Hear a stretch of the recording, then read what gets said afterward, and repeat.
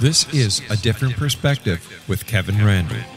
A retired U.S. Lieutenant Colonel, Kevin Randle has been studying UFOs for nearly 50 years.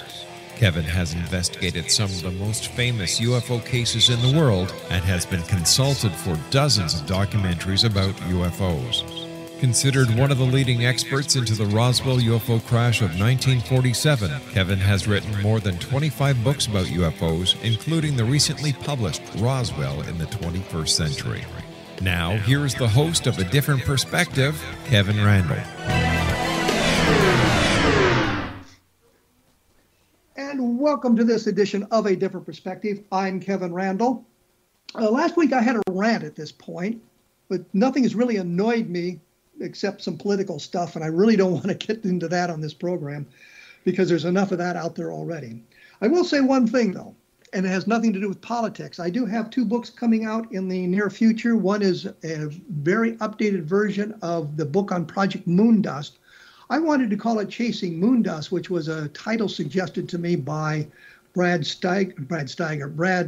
Sparks, which I think was the perfect title for the book, but the publisher wanted to keep it Project Moondust, heavily updated, but I rewrote the book. That'll be coming out, I think, in March of next year. And I just did a book on Levelland, and people, you heard me talk about Levelland all the time. It looks at it in depth with the electromagnetic effects and how there's been about 1,000 cases of car stallings or electromagnetic effects around the world since the beginning of this whole UFO thing. And I take an in-depth look at Levelland and some of these other things. And I think it gives us a nice perspective on that aspect of UFOs interacting with the environment, just to say it the best way we possibly can.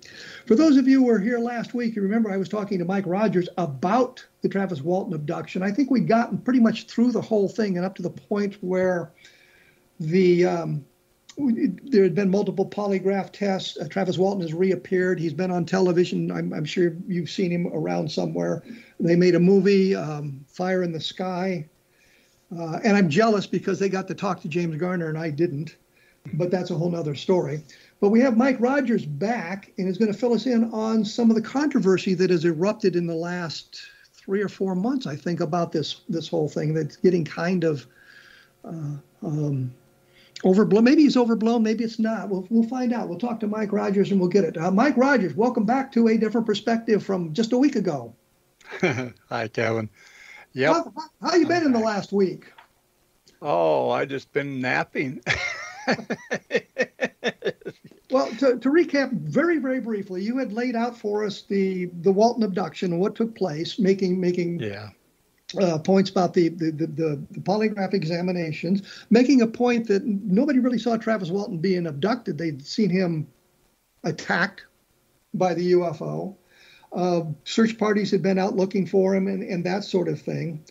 So I think we've got that pretty well in mind now. Now, earlier in the year, May or June, there was a big controversy. I think you and Travis Walton had some kind of a personal argument. Yeah, pretty much.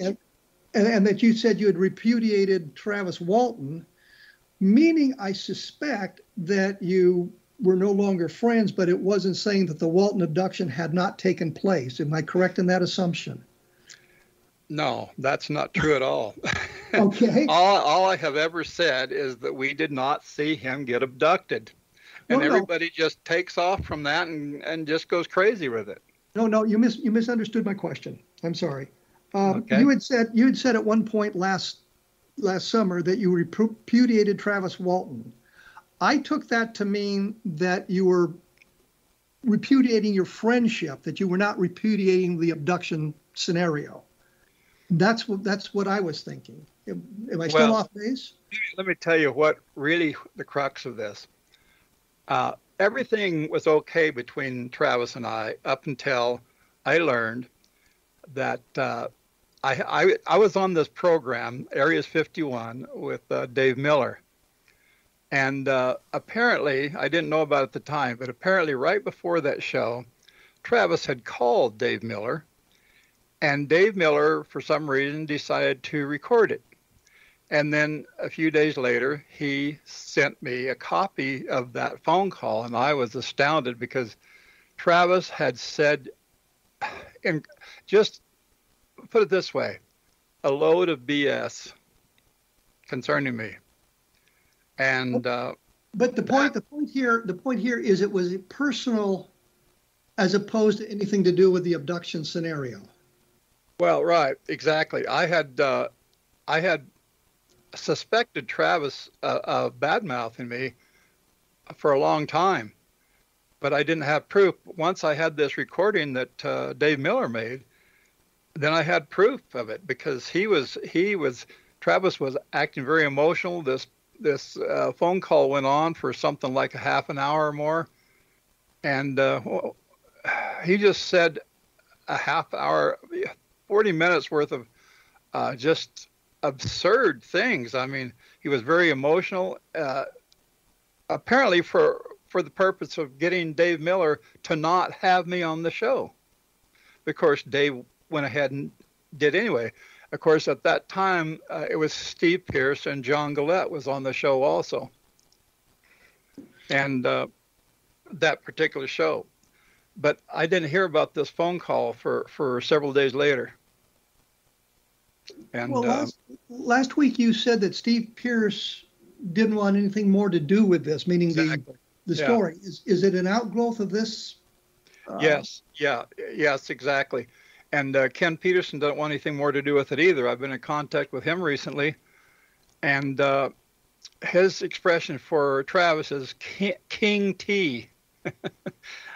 He just, ever since, he was on that program with Travis where he flunked that final question, several years ago.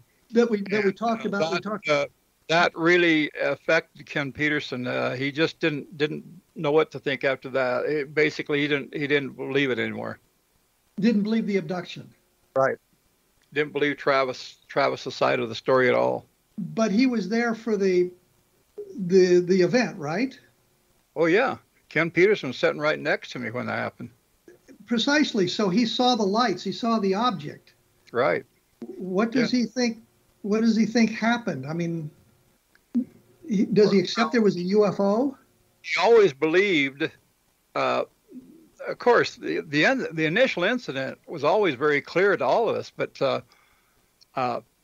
and he believed Travis's story right up until he was on that program, the moment of truth, where Travis Walton flunked that final question, and that just changed everything for Ken Peterson. And recently, Steve Pierce, of course, is affected by this phone. He also heard the phone call. He knows about the phone call, and so has Ken, and me, and that has greatly affected us. Now, for some reason, John Gillette, in fact, Travis was at a conference here a couple of weeks ago, and I can't remember the name of the place, but it was a dinner. They had a dinner. It was like a dinner on Sunday, and John Gillette was the only one that showed up for it. Because for some reason, John Gillette just thinks that Travis is a great guy. I don't know what's going on there. Even though Steve Pierce and John Gillette are really good buddies, Steve Pierce hasn't had any effect on John Gillette's thinking. So we have something of a dissension in the ranks there. Right. For the longest time, it was pretty much a solid group of guys saying basically that this all took place without any cracks in the veneer, and now we have some cracks in the veneer. Well, a few years ago, Alan Dallas died apparently of a drug overdose, and Dwayne Smith died of something, a heart attack or something. So those two are no longer with us.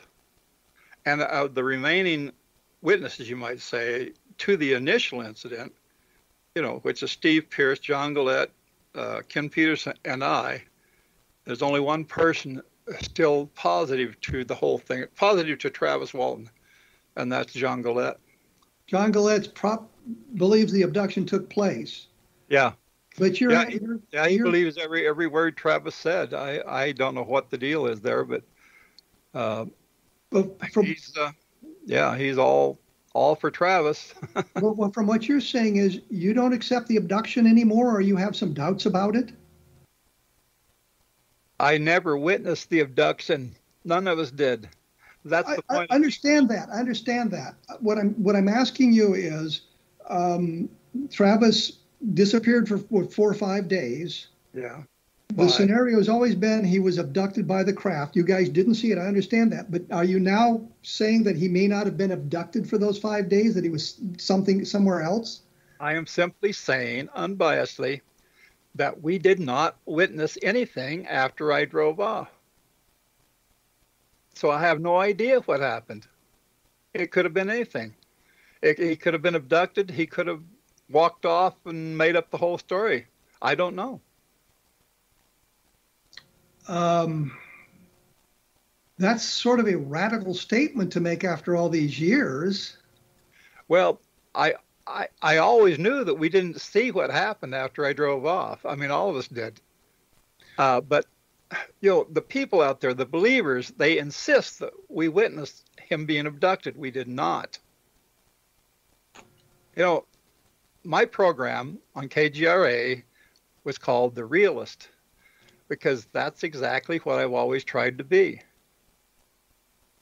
I don't like biased opinions. I mean, people will take one side or the other. They're skeptics or they're believers, and the fence in between is solid. It's impenetrable, and that's always annoyed me. Why are people so biased like that? Why do people want to believe something or not want to believe something so strongly? It's like there's no real middle ground, except for those people who don't give a damn. But I think you understand where I'm coming from here, because you've kind of opened a can of worms. Well, it might disturb people that the truth is nobody saw him being abducted. Nobody saw anything after I drove off, after I hit the gas. Yes. And that is something that I think was clear in the beginning based on the stories that were being told and what is in the book and that sort of thing, that you didn't see him abducted. You just saw, and you didn't see it, struck by the beam of light and knocked to the ground. Right. So the story was, he told, I guess, Dwayne first. Yeah. That he had been abducted. Yeah, Dwayne, his brother Dwayne, was the first person to hear anything from Travis, as far as I know. You'd said at one point, given the timing of Travis's memories, that he was only conscious for 15 or 20 minutes, if I got that close to right? Yeah, somewhere in there. It could have been 15 minutes, could have been a half an hour, but that's pretty close to. If you do a walkthrough, basically, if you kind of like envision a walkthrough of everything he described, I personally I came up with 12 minutes. It could have been as much as 30. I don't know. Okay. Let's take a break here, because unfortunately we have to. I'm here with Mike Rogers. We're talking about the Travis Walton abduction and some of the information that's come out recently, and some of the things that have been going on recently with the Walton abduction, especially in the last couple of months here, which is why I invited Mike back to the program, so we could kind of explore some of these things. As always, I will have more information on my blog at www.kevinrandle.blogspot.com, including a picture of the UFO painted by Mike Rogers, which is I can't say it enough. He's a very, very good, talented artist, and I think you need to look at some of that stuff. Okay. As I say, we'll be back right after this with more on Mike Rogers and Travis Walton, so please stick around.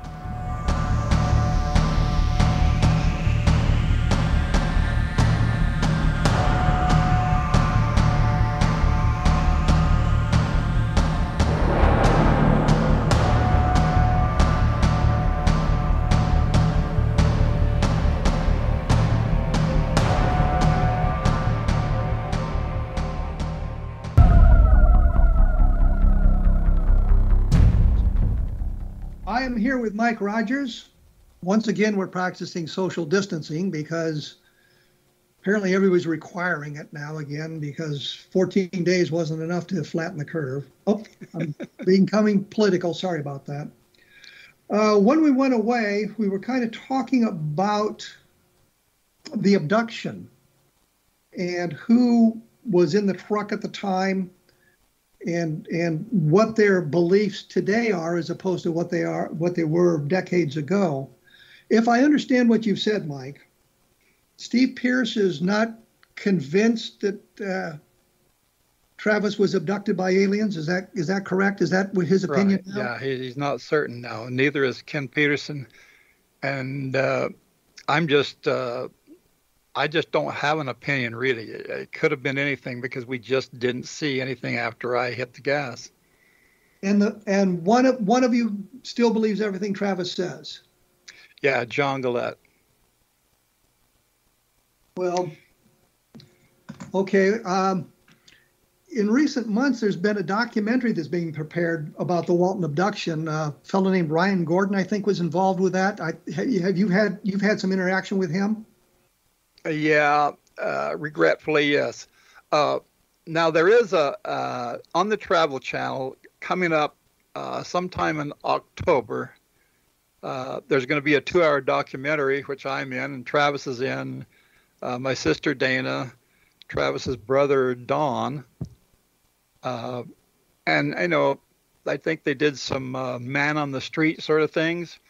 We did it. I did an interview at a restaurant there in Snowflake, and of course we were out at the site the day before, and this was all. I don't remember the date, but it was like 4 months ago. That's supposed to air sometime in October. Is this the Ryan Gordon documentary? No. Ryan Gordon is just a guy who is nobody, and he just popped out of nowhere. He tricked me, and he took me out to the site, and he claims that I did have a phone call with him. Okay, he called me on the phone, and I talked to him, but something happened to that. I won't accuse him of manipulation, but something happened. Okay. Those are not my words. That is not what I said. Okay, so the words are that you had said, according to a transcript that I've seen, and I've only seen a transcript, which is not the same thing as hearing it, that you believe the whole thing to be a hoax. That's not true? No, not even close. I remember telling this guy, Ryan Gordon, that Travis and I had discussed the skeptics' points of views several times in the following. In fact, specifically 1977. We didn't work in 1976, but we did in 1977. I remember talking to Travis, and one thing I remember telling him that we were talking at a. I had set my saw on a tree stump there, and we were gassing up or whatever, and we were discussing at that time what Philip Klass had to say, and a couple of other skeptics. Well, wait, let me interject here because I think it's important people understand this. Phil Klass was of the attitude that there has been no alien visitation, ergo anything that suggests otherwise must be wrong or a hoax. I mean, he was rabidly anti-UFO. Yeah, charming man when you met him that had nothing to do with UFOs, but when you started dealing with UFOs, he became absolutely rabid. Yep. Like I said, I went sailing once with him on the Potomac River, and we had a lovely time, but I've seen him at UFO conventions where he was, I guess the rat in the birthday cake would be the best way to explain it. And was not above to shading the truth or misinterpreting information, or I'm not even sure he didn't make some stuff up. But that's Philip Klass, so we understand. Oh, he did. He made stuff up a number of times. So you were saying before I interrupted. What specifically? Tell me. Give me a clue. Well, we were talking about the attitudes of the people, and you were talking about how we have the skeptics on one side and the believers on the other side. Oh yeah. Well, like I said, it's like an impenetrable wall or fence. You were talking believers on one side and skeptics on the other, and there just is no convincing either side that they should take a look at the other side. You just don't get that.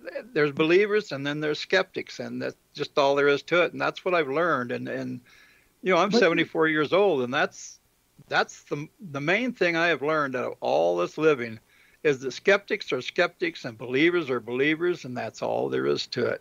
Well, you were talking about you had met with Travis in '76. You hadn't worked. You had your saw in 1977. Yeah. 1977, and you were talking to Travis at that point. I remember that specifically because we had stopped there at this stump, a rather large stump, and we were talking about what Philip Klass had said and whatnot. And this is what I was telling Rand Gordon on the phone, and somehow he did something to the call, to the, any third grader can digitally manipulate an audio recording. That's extremely easy. Anybody can do that has any knowledge of how to do it at all. I have a 10-year-old granddaughter that can do that. So what you're saying is this tape, or this transcript, in which you call the Walton abduction a hoax, is some kind of a manipulated conversation. Yes, that's what I'm saying. And you never said anything like that? Nope. I remember talking to him on the phone and telling him about those things, but I did not admit to it being a hoax. I just did not. I remember a number of interviews I watched with Walter Hott from the public affairs officer at Roswell in 1947, and he being interviewed on a program, and I know they changed the question. I know the question he answered, but when you got to the program, they changed the question and it gave his answer a completely different context. And I didn't know how many people would be able to pick up on that, because I happen to know Walter Hott. And I had talked to him about that very stuff. So I knew that they had manipulated the situation. Mm-hmm. I've had that done to me before. Other programs where TV shows where they would film it, and when the show aired, it was all different. It was spliced and whatever they did to make it look different than the way we presented it. Did you hear the tape where you allegedly said the thing was a hoax? I heard what he came up with afterwards, and it's not what I said, period. I mean, some of it is, of course, he used my words, but something was done to it. I don't know what, because I don't have the actual original recording. Of course I don't. He never supplied me. In fact, it took him 2 months to even come up with this different version. Well, you're familiar with what he's saying in his documentary, his research. Yeah. I've seen that. And that. Yeah, he's big on this Gentry Fire Lookout Tower being the UFO, which is absurd because from the site, even now that the trees are gone because of that big fire we had back in year 2001, I think it was. Even now, you cannot see Gentry Tower from the site. And that site is well documented. I mean, hundreds of people have been there. There have been TV programs done on that site. There's been, all the searchers, all the people that were there, the sheriff, everybody. Some of those people, of course, are no longer around, but very well documented. I have taken photographs of the site many times. And you can't see Gentry Tower from there, period. It's like almost 4 miles away. I think and I watched the interview that Erica Luck did with Ron Gordon, and his contention is, and please don't think that these are my words, his contention is that you guys moved the site, that after the light show for the UFO, when you went back out there, you went actually that very night, you went to a different location away from the Gentry Fire Tower. Oh, he's got everything all screwed around in his head. And you know what my opinion of Ryan Gordon is? He's just trying to make a name for himself because he was nobody before that. Nobody knew who the hell he was. So you are not a fan of his then? Heavens no. You know, I went to the site with him and I actually recorded it, but of course I haven't played that on my site. I mean, on my page, my Facebook page or anything, because just as sure as hell, he or whoever would say, "Oh, you digitally manipulated that." So what a person has in terms of an audio recording is meaningless. Literally meaningless. I mean, as far as like authenticity or something, you can change anything. Well, isn't Ryan Gordon kind of working with Travis Walton on this project? No.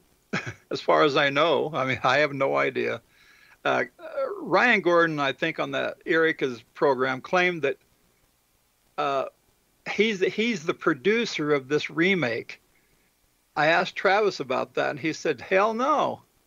In fact, when I first told Travis about Ryan Gordon, he says, I have no memory of ever speaking to the guy.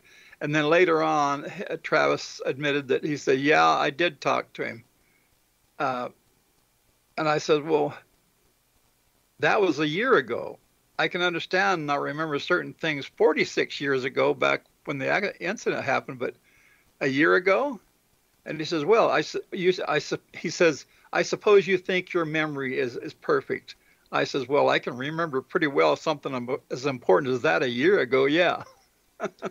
Well, to be fair, I have trouble remembering what I had for breakfast. It depends on what you commit to memory, doesn't it? Yeah, well, I mean, we're all getting older here, and this event did take place a long time ago. So and you yourself admitted to being 74. So. Yeah, well, I think a person would remember like being shot at or something like that a year ago. I think you'd remember that. So, some sort of traumatic event would stick in your memory. I would think that Travis talking to Ryan Gordon on the phone, and of course, Ryan has supplied me with endless numbers of emails and stuff where he has claimed to have had hours and hours and hours of phone conversations with Travis. But for some reason, he only claims to have talked to me once and to have recorded, and it's different than what I said. It's just that simple. But Ryan Gordon has said in emails and other things that he talked to Travis for many, many hours about all that. And Travis claimed that all kinds of stuff. I mean, he said Travis told him that he had seen monkeys in the trees. Of course, that's not what Travis said. Travis was talking about these creatures called coatimundis or ring-tailed cats. Not monkeys. Ryan Gordon tends to just exaggerate things for his own purposes.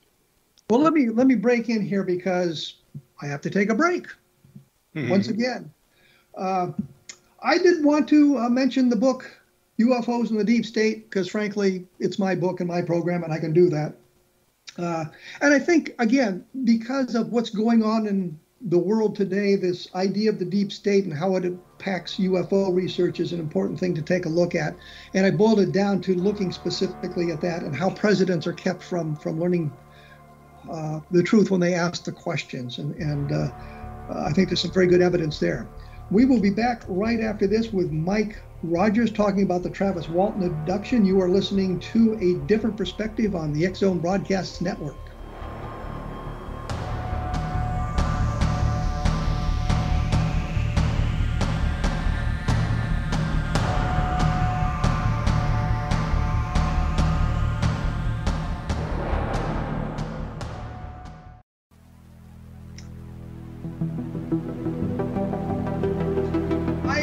with Mike Rogers. We're talking Travis Walton abduction, of course. And just to make it clear, we are not in the same room. We are not in the same house, not in the same city, not in the same state. We are, in fact, in the same country, but we are social distanced. When we went away, we were kind of looking at some of the upcoming information that's being circulated about the Walton abduction. You mentioned a program on the Travel Channel that's coming up in October that you were a participant in. What was the attitude of the producers of that program as opposed to what maybe Ryan Gordon was doing? I don't think they have anything to do with Ryan Gordon. I really don't. No, I understand that. I'm saying we've got two separate things going on, but I wonder what their attitude was as opposed to what Ryan Gordon's attitude is with his production. Well, none of the producers of that show, and let's see, what's his name? David Connolly was the main producer that I talked to, and of course, what the heck is his name? That famous TV guy. He was there. Can't remember his name right now. Anyway, and of course all the lighting technicians and the camera guys and the sound guys and all that stuff, and gals. But what I'm thinking about, what was the tone of the program? What direction were they taking? I mean, when they're asking questions and you're sitting there in the interview, you kind of get a direction of what their thoughts are. They didn't really tell me what their direction was. I have no idea whether they're going to give it a skeptical slant, a believing slant, or I tend to believe it's probably going to be like just a presentation. They're just going to throw it out there and let people think what they want. But you never talked to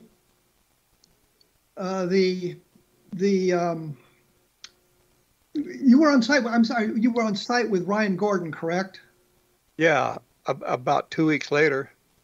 And you took him to the site where the abduction took place as opposed to the site where he says it took place.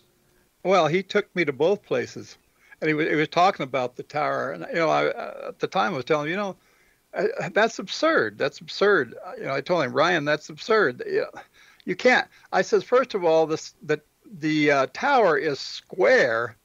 It's not round, and it's not this, and it doesn't fly. It can't fly away. and the thing that we saw was like 20 feet above the ground. The tower is up there somewhere around 100 feet off the ground. And I have never known a fire lookout tower to do anything but remain in one spot. Like I said, all he's after is trying to make a name for himself. That's it.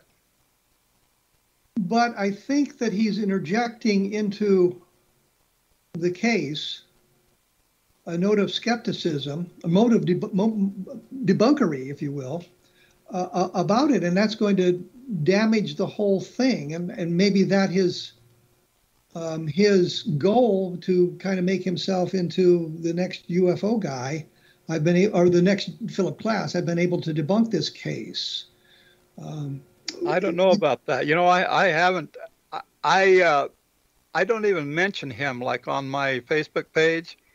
I don't, or any other way. I'm talking about him here because you're mentioning him, but I'm mentioning because it's important that this information is out there now, and it's been out there for the last 6 or 8 weeks. And one of the things that's being said is that he's got a transcript of you calling the whole thing a hoax. And I think that's an important thing for us to take a look at, because I think what he can do is he can take his transcript, roll it up real tight, and stick it where the sun don't shine.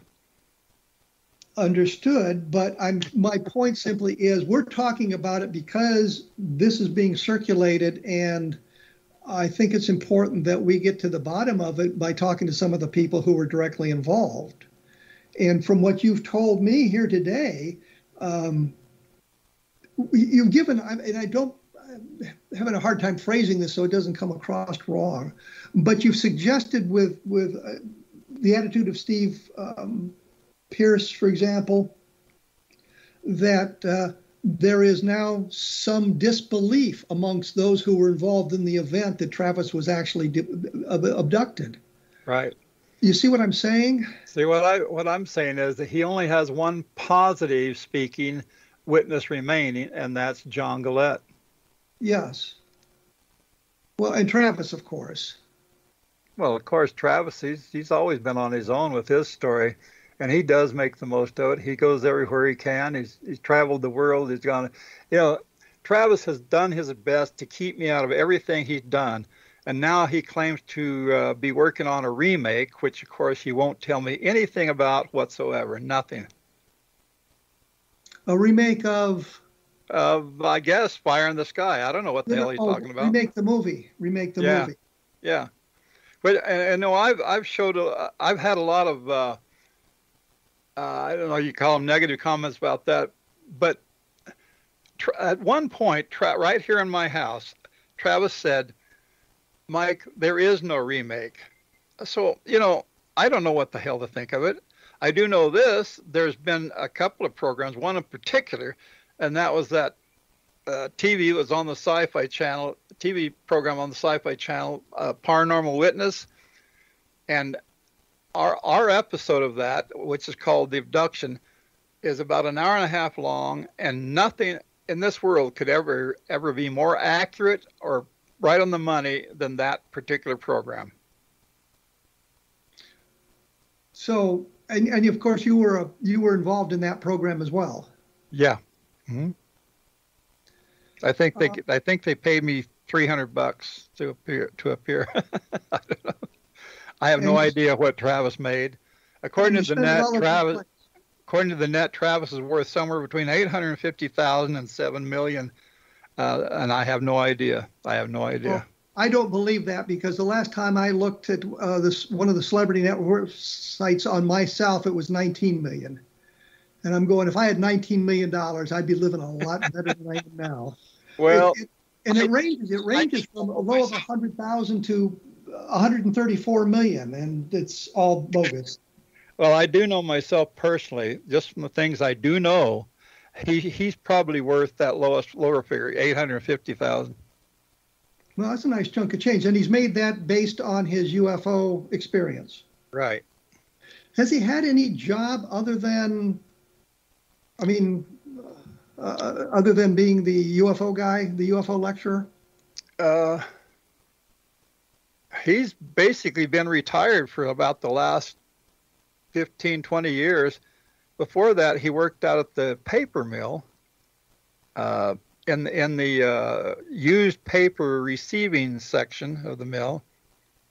I know that much. But since then, I don't think he's worked at anything except this particular.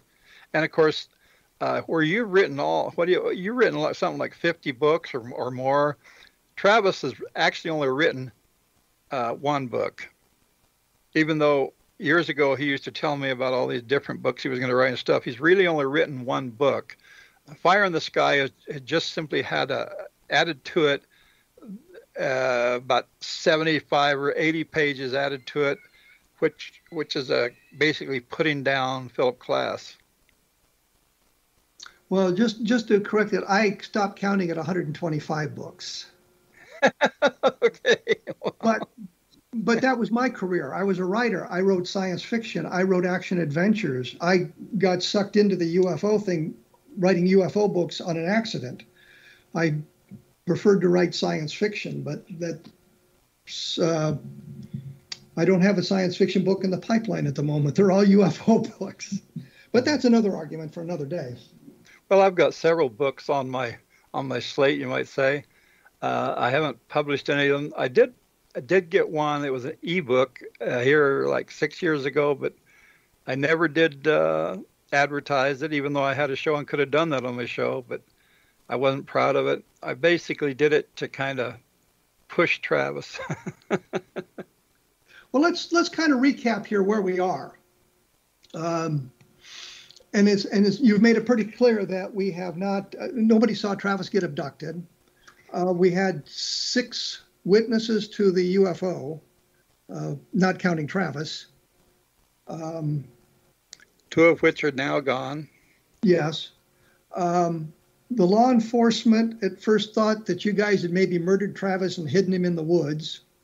Yeah, or his body. Of course, when he reappeared, that kind of ended that discussion. He was on the UFO for 5 days. Apparently a little over 5 days. I don't know exactly how much, but more than 5 days, put it that way.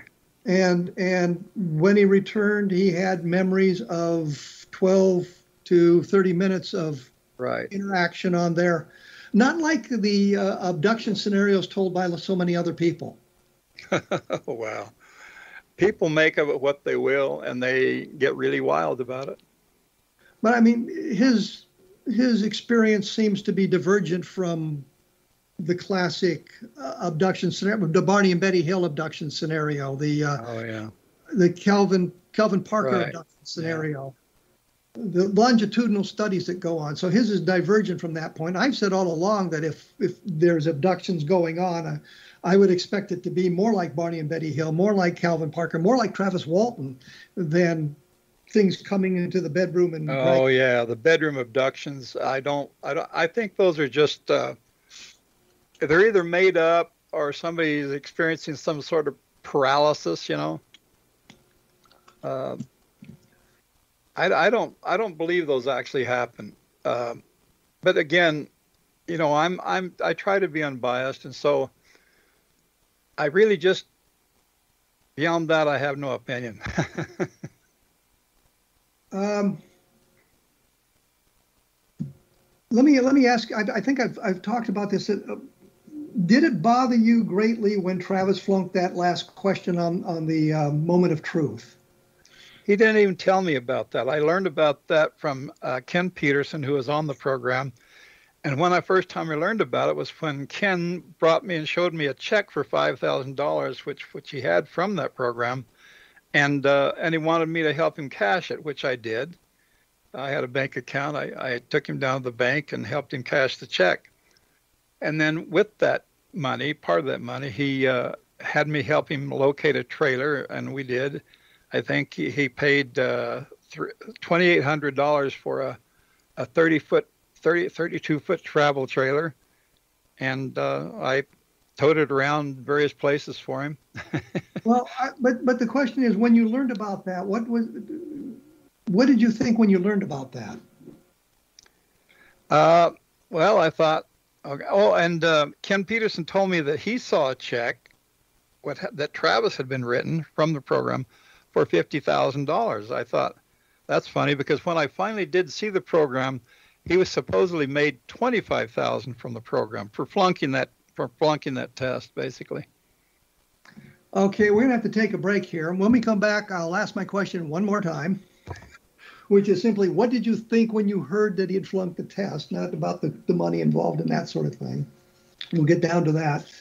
And I should point out that I will have more information available on my blog at www.kevinrandle.blogspot.com. And as I say, I'll have some pictures from the Mike Rogers collection there so that you all can take a look at what the UFO looked like is the most important part, but the descriptions of the alien creatures that Travis Walton witnessed and that sort of thing. And I also want to mention there are other fine programs about the paranormal found at xzbn.net. That's the X Zone Broadcast Network.net. There's a list of programs on the website. You can scroll down, and I'm sure that you can find something that will excite you. Many, many things that will excite you, including the X Zone program itself, hosted by Rob McConnell. And of course, my second favorite program is A Different Perspective. We will be back right after this, so please stick around.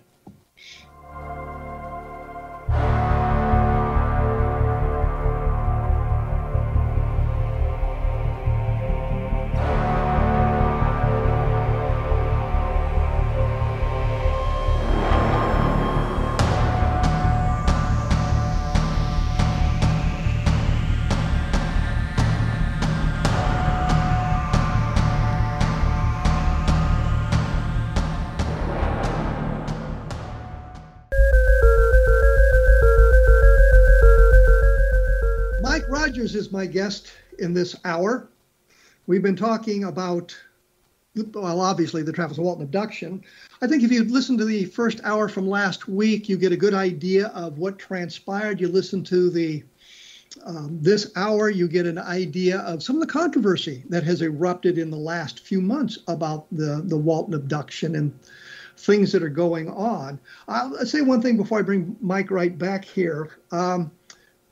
There are people, I'm thinking of, I won't mention any names, Carl Flock, who, when he came to the table on the Roswell case, the only seat left vacant was the debunking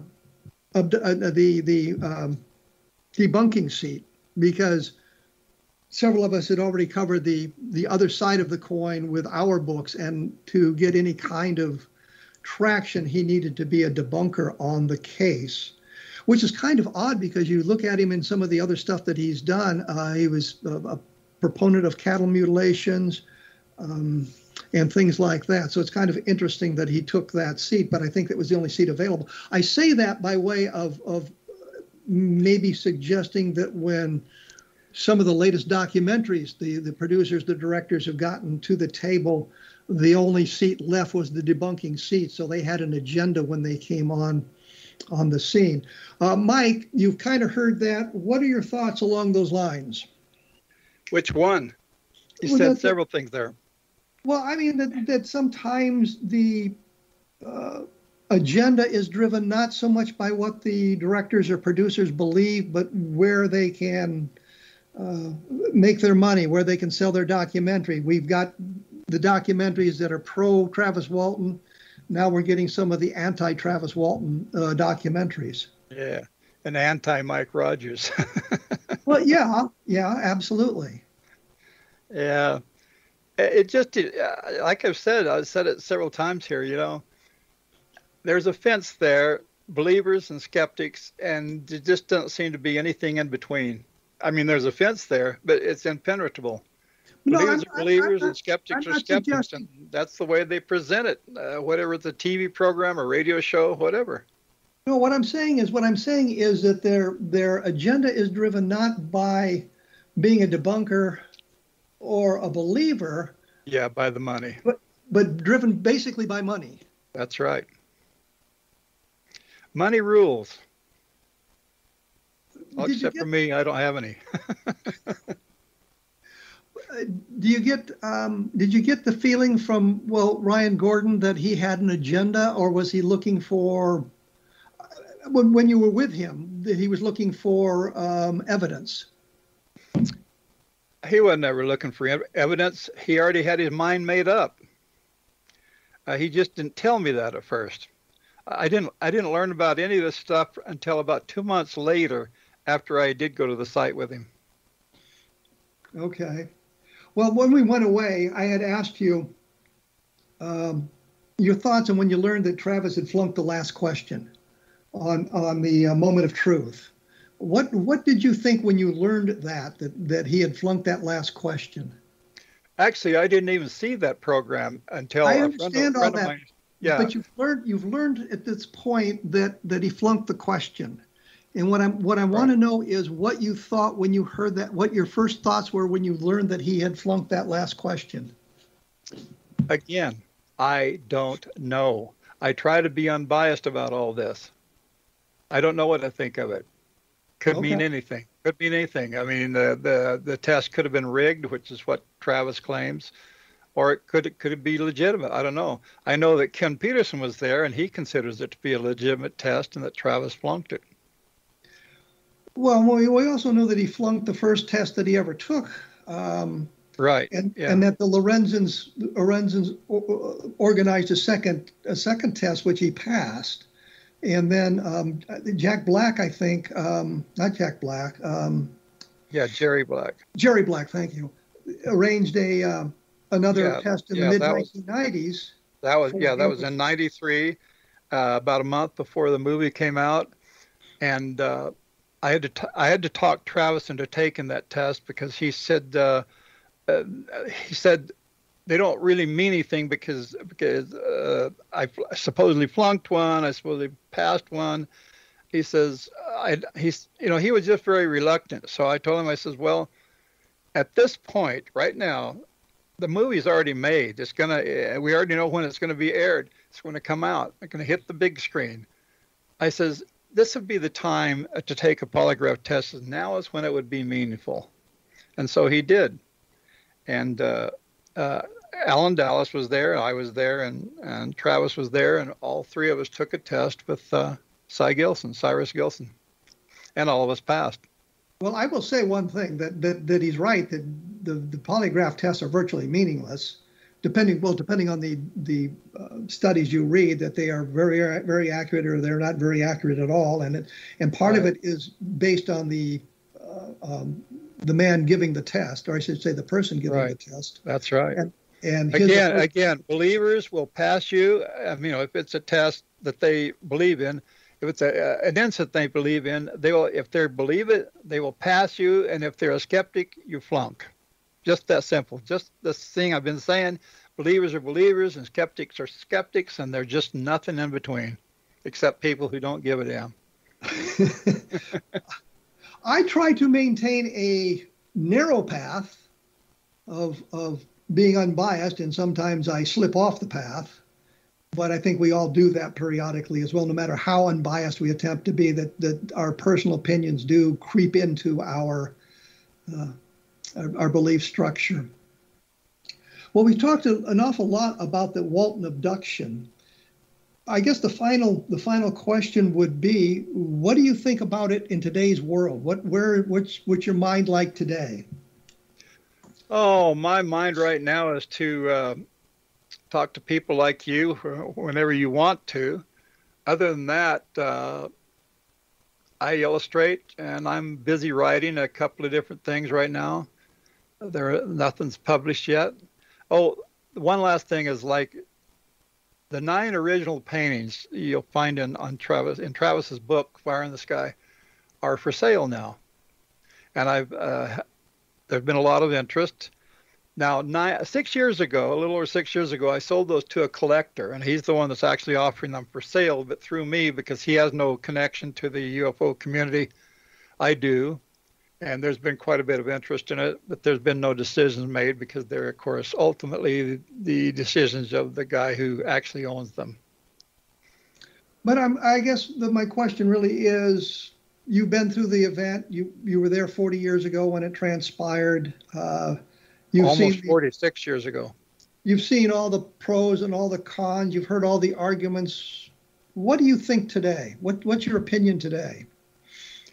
My opinion today is I thoroughly believe in the initial incident because I was there, I saw it, and I have 6 other guys to back me up on that. As far as Travis's story, I have no idea because that's his story. We didn't see him abducted. We didn't see what happened after I hit the gas and drove off. And that's basically it because I try to be unbiased. Okay, fair enough. Well, Mike, we're getting up against the top of the hour once again. I want to thank you for taking your time once again to kind of enlighten us on the Walton abduction. Before we cut you loose, is there anything else you'd like to bring up? No. Something we haven't covered. Oh, there's lots and lots of stuff we haven't covered. But I don't know if it's important here. Okay. Well, Mike Rogers, I appreciate your time for the last couple of weeks as to sit down with us and chat about the abduction, and I appreciate your candor in some of this stuff. And we'll be looking for. Yeah, thank you, Kevin. We'll be looking for you on the Travel Channel in October, I guess it is. Yeah, somewhere in there. They haven't told me exactly when. We'll be looking for it. If I pick it up, I'll put it on my blog for the people to take a look at. Once again, Mike Rogers, thank you very much for being with me today on A Different Perspective. In the next few weeks, we're going to be talking to other people about UFOs, obviously, because that's what we do here. Next week, I'll be talking with Robert Schaefer. We had scheduled an interview with him, and I know I put it up on the blog a couple of times. And we had some technical issues, and I'll blame Robert because frankly they were his. It was problems with the internet connection at his end, and we couldn't get it to work out quite right. So I told him we'd have him on again later on when those issues were kind of fixed. So we'll be talking to Robert Schaefer, and we're getting a skeptical point of view, because Robert's one of these people who doesn't believe in UFOs being extraterrestrial or alien spacecraft.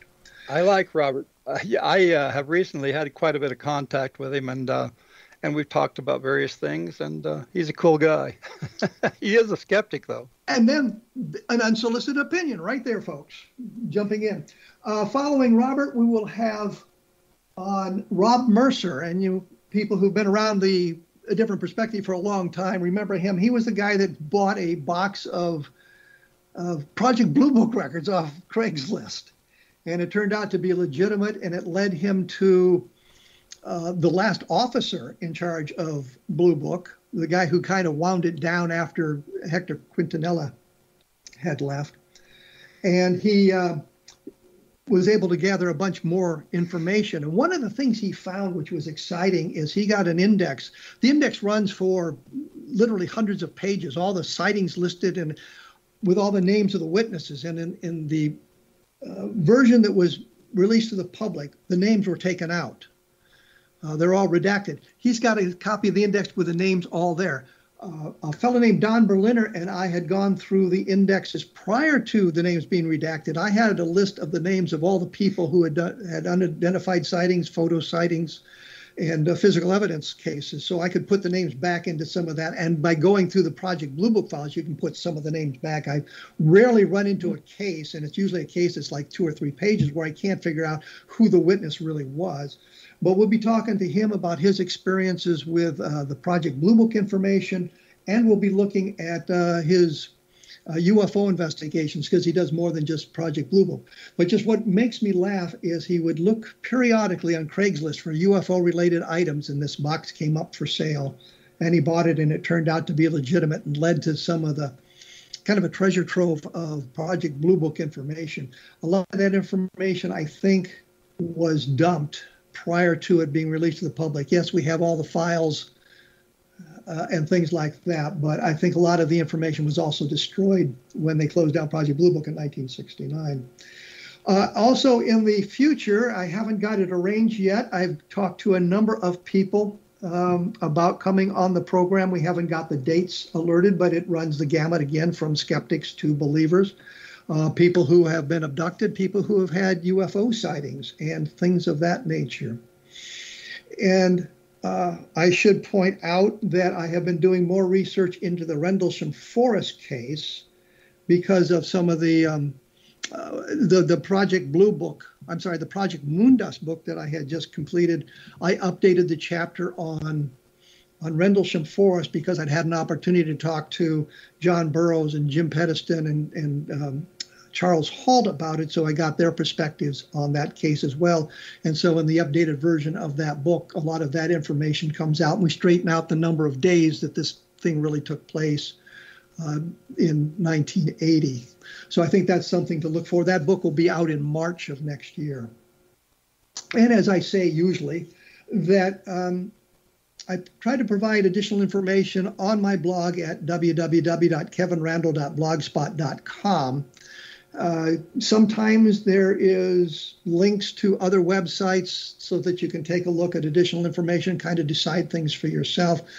Sometimes it's just mainly what I've learned from talking to the guests that appears there as well, and maybe some points that need to be clarified or some points that need to be underscored so that you understand the complete discussion that went on there as well. And finally, once again, I'm going to just mention it because I think UFOs in the deep state takes on an added dimension of importance in the world today, because if you watch the news programs, they talk about the deep state now and how it's manipulating the political arena. And I'm looking at it manipulating the UFO arena, which is not quite as important, but it's still an arena that's being manipulated. So take a look at that.